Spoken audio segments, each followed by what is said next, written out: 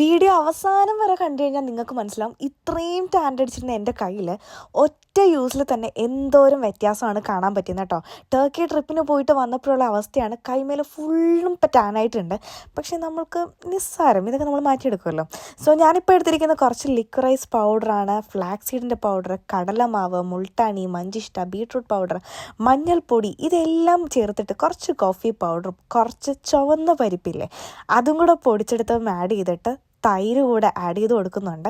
പിന്നെ ഇതിലോട്ട് കുറച്ച് നാരങ്ങയുടെ നീരും അതുപോലെ തന്നെ ഒരു തക്കാളിയുടെ പകുതിയോളം കൂടെ ജ്യൂസും കൂടെ ഇതുപോലെ പിഴിഞ്ഞിട്ട് ആഡ് ചെയ്ത് കൊടുക്കുന്നുണ്ട്. ഇത് ഇത്രയും നല്ല രീതിക്ക് മിക്സ് ചെയ്തിട്ട് ഞാൻ എൻ്റെ ബോഡി ഫുള്ളാകെ അപ്ലൈ ചെയ്ത് കൊടുക്കുന്നുണ്ട്.